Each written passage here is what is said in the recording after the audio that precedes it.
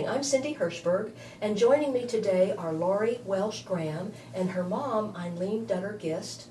We're talking today about some of our history of growing up here in Carroll County, and Laurie has very kindly agreed to share with some of her memories. So tell me, Laurie, were you born here in Carroll County? Actually, out of my other three, well, there's three siblings, and I was the only one that was born at Carroll County Hospital. The other two were born in Baltimore because Carroll County Hospital wasn't open when my other sisters, they're so much older than me, when my other sisters were born. And we talked about the fact that your family is the family that began and now operates the florist shop. Yes. Did you grow up in the florist shop? I was raised in the back of the flower shop and can remember playing in the greenhouses and running and shattering the mums and my grandfather telling me, "Stop doing that, girly." You know? So we were all raised right there on Pennsylvania Avenue, and we had cousins that lived down the street, and then we had many friends because that's when Pennsylvania Avenue was all small families. So all of us kids would run up and down Pennsylvania Avenue, and some days we would play on one side of the street, and one day we'd play on the next side of the street, and all of us sort of took care of each other. You know, we all played in a big group, and we, you know, all pretty much stayed there, and if anything went wrong, all we had to do was yell, and one of the parents would come running. If you ever did anything wrong, how long did it take for the word to get out to your parents? Faster than the speed of light. Before you could get home? Oh, yeah. Do you remember one such instance? Oh, I can remember playing down at West End School, and West End School was where West End Place is now. And I had pushed my cousin off the swings because she wouldn't let me swing, and I never knew. I still to this day don't know how they know that I pushed her off the swing before I got home, and she got home because we resolved it between us. Yeah, and she let me swing, and I was fine. But she her mom definitely sat me down and had a talk with me, which was my aunt, about pushing her off the swings, and I still to this day don't know how that ever got back to her. Yeah, somebody turned me in. And what schools were you attending? I went to West End School from 1st to 4th grade, and then I went from 5th to 8th at West Middle School, and then went to the only high school in Westminster High School. Of course. So what were your favorite subjects? Oh my gosh, I had many. I love the like social study kind of subjects and the life subjects, and math. Still to this day love math. Good thing to have if you're in a business, huh? And yeah, and I didn't learn to love English and writing and all until I was an adult, and was involved with the local area JCs, and they did this thing called Write Up and Speak Up, and they asked me if I would compete, and that's when I really started to learn that, hey, you know, I have a writing skill if I try. Nice. And to this day, I still write often. Nice. Yeah. Well, growing up in a long-time Carroll County family, are there any family traditions that you recall and make a point of bringing into your own home? We had very odd family traditions in my house. We always, you know, had the quiet holidays, or tried to make the holidays quiet afterwards because of being so busy prior to the holidays, so that when we would play at a much quieter pace, and sometimes, you know, not always on the date. You know, my mom's birthday is the beginning of December, so we decided to surprise her with a birthday party, so we did it in October. So before we got busy, and we did things like that, and then we always would always do Easter at my mom's house no matter what, and somehow or another an egg hunt always turned into an egg fight. And then my mom would have problems with raccoons all over the yard, you know, for a week afterwards, because they would come and eat all the broken eggs all up out of the yard. Yeah, it was like they're in a little smorgasbord after Easter. Well, life has a place in life, yes. Right, and then we also rotate families, you know, where we go for Thanksgiving. When my husband and I had moved into the house on Pennsylvania Avenue about 3 years after that, traditionally Thanksgiving was sort of moved to our house. And it, you know, has been there up until recently, until I lost my husband. So, how big of a crowd would you have? Oh, anywhere from 16 to 25 at times. Because did you do all the cooking? Oh, we always shared. We always shared. We still always share the cooking because it is a crowd. Yeah. But when it was at my house, if I had friends that I knew didn't have places to go or had to work and all, they were always welcome at my house. So you never knew who was going to show up. including my mom, my mother-in-law, and whoever was out and around was just included that day. What's your specialty? Oh, my specialty. Well, my specialty for cooking is actually anywhere out, but I love to cook, but I always cook huge. I don't cook anything little. I don't cook anything small. No, but my mom would probably say that my specialty would probably be like chicken cordon bleu and Creole and things like that. Wow, where'd you learn those? Just trying. Had you traveled and sampled the cuisine? I've traveled a lot when I worked for corporate FTD. Of course, we traveled from 5-star, 6-star, 10-star hotels at times, it seemed, down to, Big Sur, Motel 6 or whatever it is. Yeah. So, you got to try a lot of different things. And sure, I would come home and I would write things down and I would say, I'm going to try that sometime. Yeah. So I would try things that way, something that really impressed me or something that I really liked. Well, growing up in Carroll County, you've probably seen a lot of change. Does anything strike you as how things are changing? Oh, it's amazing to me how things have moved and changed, and even just sections of the town, how they've changed. And you have some people that, stay in one core little area and pretty much don't travel to the other end of town. And I think that's part of the reason that, I've become so involved in the downtown stuff, is because I know that the vitality of downtown will be the survival of Westminster. So that's the focus of your interest, the Absolutely. Downtown vitality? Sure. Do you volunteer with organizations? Right now I chair the Downtown Committee, which organizes all of the events and all of the vendor meetings and all of the merchant meetings for downtown as a volunteer. And then I work collaboratively with the Parks and Rec or with city manager, sit on the Planning and Zoning Commission to just try to make downtown strong. Because those little businesses matter. Yes. Yeah. I understand you received an award. Would you tell me about it? Sure. The flower shop's gotten many, but probably the one that's the big ringer, the gold brass ring and the big crown and all of that was we were nominated and chosen as the Philanthropist Business of the Year last year. By whom? By the Carroll County Community Foundation of Carroll County. Congratulations. It was amazing. Did you know you had been nominated? We knew that we were nominated, and I really thought there were a lot of really great people that I sort of didn't expect that to happen, and I knew who had won, previously, and I thought, oh, they've done so much. There's no way that we're going to be anywhere close. I mean, they're the people I look up to. They're the people that, hey, I want to be that guy. I want to be like that guy or girl. And, yeah, it's just, it's very, very humbling and wonderful to be. How did you learn that you had won? I actually got a phone call that said, just prepare something to say for a few minutes. And I said, does this mean...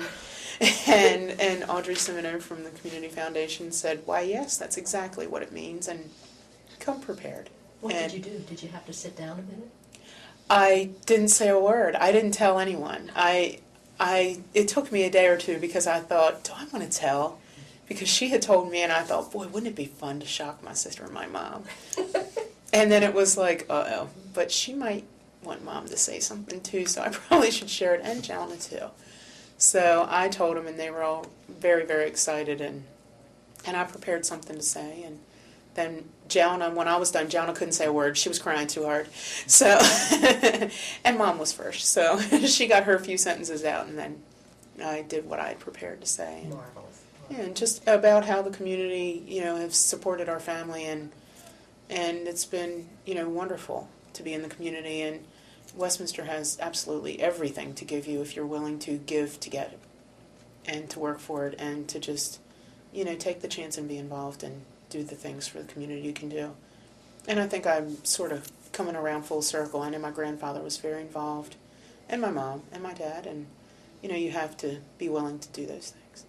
Well, these are kind of confusing times in America. Is there any advice that you would give to people, something that you might have learned at home or learned from your family business experience?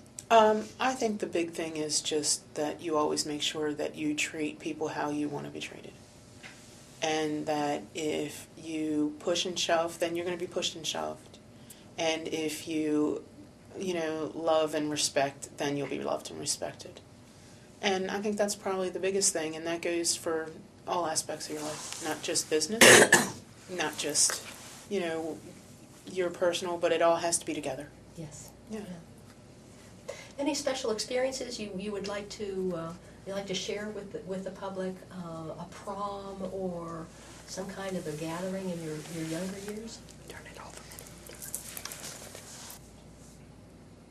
Thanks so much for sharing with us the experience of receiving this most remarkable award on behalf of everybody in the community who has benefited by your sometimes invisible but always very hard work. Thank you very, very much. Oh, more than welcome. It's the I best do want part. to back up, though, Sure. and ask you to share with us some of your recollections of being a student growing up here in Carroll County. Do you remember any special activities or special events that you might want to share with some people, funny things that happened?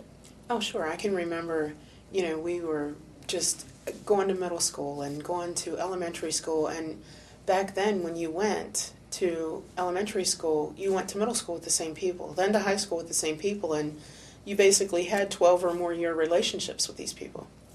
And I can remember being at West End School and doing the maypole, where everyone would wrap, get their little streamer, and they would, do the little in and out thing to wrap the maypole.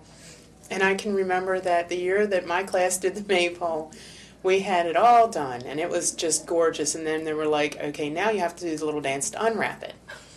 Well, as we started to unwrap it, the old maypole was going back and forth, and some were pulling harder than others, and some got mixed up, and they couldn't get it untangled. And finally, we stopped, and the teacher was just about to come over to help us. And I can remember one of my classmates shoving the other one where he needed to go, and then it was all fixed, and then we could unwrap it.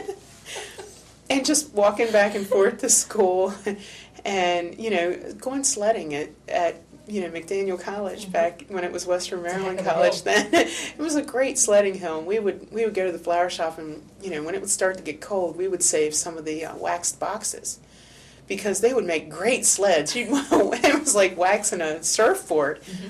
And down the hill you would go, and everybody would be like, come on, let's jump on the wax box, and there'd be 2 or 3 people in a cardboard box, going down the hill.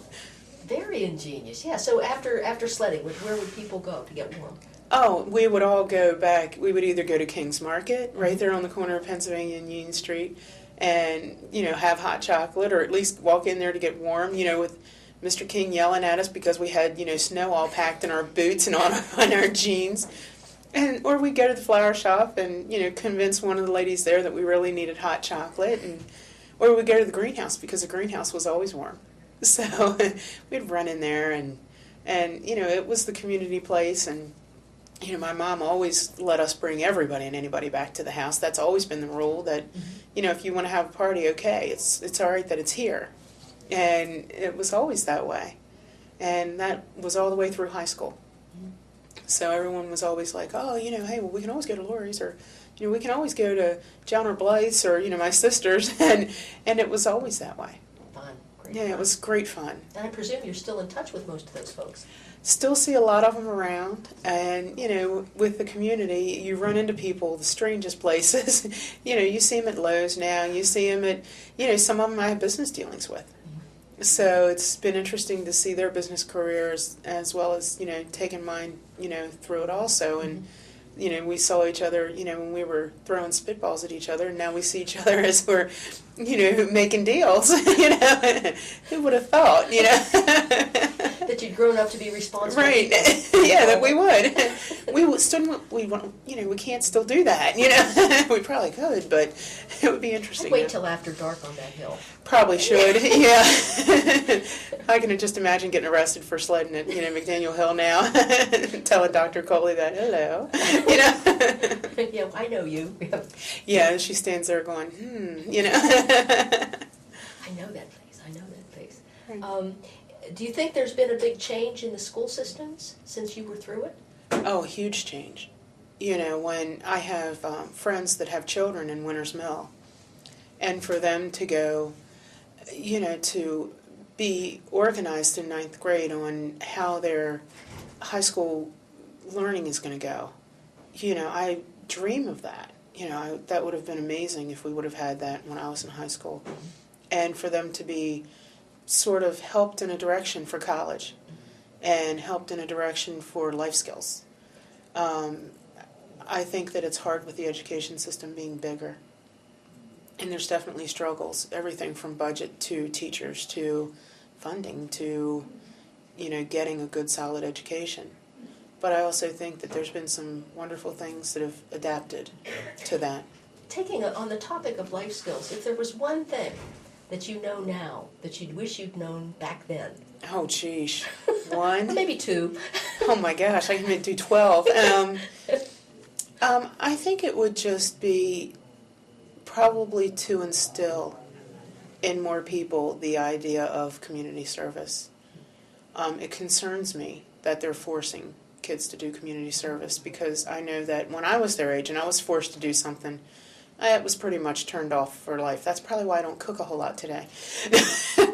But, when you're forced to do something like that, it has to be something that's naturally within you. And I think that my generation, probably some of the generation before and some of the generation after, has not relayed that education and that drive in young people. Why do you think that's so? I think it's everything from economy to probably going through the generations, like as they call it now, the me generation or the them generation, and I think it's also just assistance kinds of things that, there's so many people that rely on different types of assistance, whether it be financial assistance or emotional assistance or all of those types of things, that, I think the biggest thing is you have to be liable for you. Mm-hmm. And I think sometimes we get away from that. And that's a very unfortunate thing.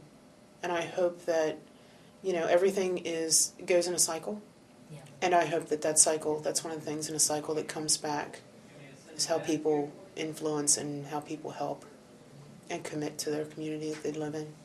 But that kind of experience was a very rich part of your life. Absolutely. It was the only thing I ever knew. I didn't know any different. I didn't know not to be involved in a service organization. I didn't know not to be involved in the florist industry in a volunteer type of method. I didn't know not to do those things. I thought that it was a have to. It was part of who I had to be as an adult. So. Certainly a good lesson. Good lesson. Yeah. And on that note, let me thank you for taking time today to visit with us and make a contribution to our history project. This is Cindy Hirschberg. It is Saturday, April the 18th, and thank you very much, Laurie. Thank you for having me.